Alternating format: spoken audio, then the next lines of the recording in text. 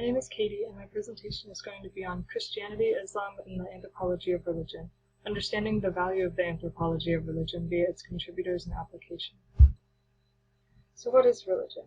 The word religion comes from the Latin word religio, which has been derived from either ligere, together, or arrange, or ligare, to tie together or bind. Some suppose that early meanings of the word religio referred to a feeling of anxiety, awe, fear, or doubt aroused by something inexplicable. In the field of anthropology, scholar Emil Durkheim defines religion as a unified system of beliefs and practices relative to sacred things, that is to say, things set apart and forbidden, beliefs and practices which unite into a single moral community called the Church, all those who adhere to them. Why study religion in anthropology? Aspects of religious beliefs and actions permeate modern existence, even in a secularizing world, via language, societal organization, and more. Understanding the role of religion in people's lives can help us understand how they view the world and how they operate within it.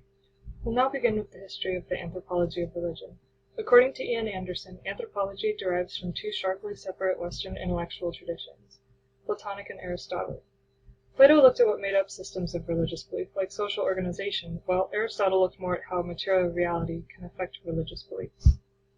Anthropologist E.B. Tylor, following the Aristotelian materialist view, believed that religion consisted of a mix of experiences and materialist concerns, making religion a way for undeveloped people to make sense of their world before the rise of science.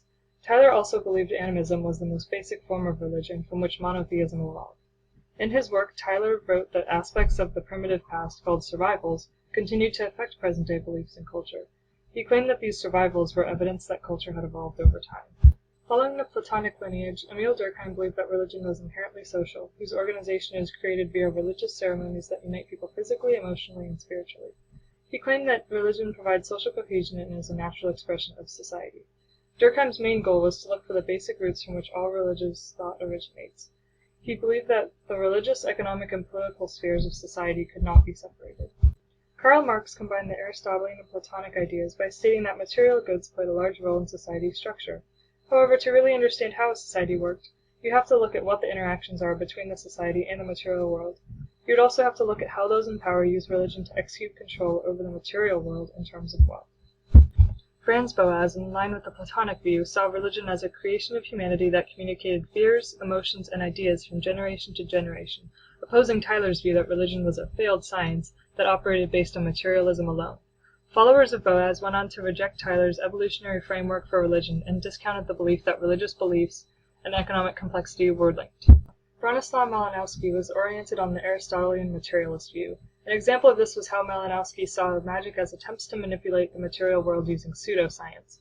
One of Malinowski's students, Raymond Firth, followed this view and worked with the people of Tikopia and found that the chiefs used their control over taboos to manage and conserve resources. If we were to take religions like Christianity and Islam, we could review them both under a variety of lenses offered by the people I've talked about. Viewing religions through different lenses can allow for new, unique insights about the religion and can give a good idea of how interpretations of religion have changed over time. Over the second half of this presentation, I'll give a few examples of this in action. Looking at Christianity, Aristotle would focus more on the material aspects, such as the clothing worn by priests and the tools used in ceremonies like mass, baptisms, and weddings. Plato, on the other hand, would investigate how the church hierarchy is ordered in relation to the society that it exists within, and what ideas and values are held by the Christian church. Aristotle's focus in Islam may be looking at the sacred geometry prevalent in Islamic architecture, the usage of prayer rugs, and the importance of the Kaaba as a structure and the center of daily prayer. Plato, on the other hand, would be focusing on how beliefs of Muslims affect how they live their lives, which can be seen through the 5 pillars of Islam.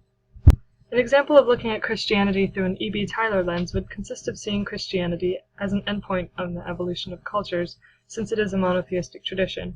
If Tylor looked at Christianity, he may have interpreted the presence of "Thou shalt not make unto thee any graven image" in the 10 Commandments as a survival. This commandment objects to the historically common polytheistic practice of worshipping idols. Tylor would see Islam also as a peak in the evolution of religion due to its monotheistic orientation. He may investigate the restriction from eating pork as a survival from earlier times when pork was not eaten due to easy contamination. He may even look at how there are similar survivals in Islam and Christianity due mainly to a shared spiritual heritage tracing back to Abraham via the Quran and Christian Bible. Durkheim would be most interested in looking at the community that forms within the structure of Christianity. He would investigate the community structure through ceremonies such as weekly mass, feast days, celebrations, and the sacraments like baptisms, confirmation, first communion, and marriage. He would also look for the distilled components of Christian practice, like creating a community of support rooted in faith. Durkheim's focus in Islam would be on the parts of the religion that contain elementary aspects of the tradition, such as the narrative of the Prophet Muhammad. The story contains the beliefs central to the religion, like faith in Allah and caring for others. He would also look at the communities formed within Islam and compare the community structures of Sunni and Shia Muslims. Marx would investigate Christianity and its method of, in the past as well as now, using its expansive, long-lasting power to control material wealth. Perhaps he would focus on Christian-based lobbyists in Washington, megachurches, or the fact that the Catholic Church, a close relative of Christianity, owned 716,290 acres of land. He would also probably look at the history of Christianity's control of wealth via tithes within the religion and taxes on non-adherents in Christian-controlled territories. Marx would be interested in aspects of Islam like zakat, money that Muslims give to, according to the Quran, bring hearts together and for freeing captives and for those in debt. He might have chosen to closely investigate if and how things like zakat redistribute wealth in Muslim communities. He might have asked, does it lead to less control of material wealth by a small group? Boaz's analysis of Christianity would probably venture more towards seeing how Christianity passes on its values and ideals via religiously oriented communities like church groups, private schools, homeschooling, and Bible study groups. He may even look at how these values are being passed on through traditional means and how transmission has changed over time with the rise of the digital age. Boaz would be looking at how Islam's values have migrated over time. He would be very interested in how the Quran was solidified in terms of content in a matter of decades after Muhammad's death. He may have also investigated how values contained in the Quran have been reinterpreted in the modern era.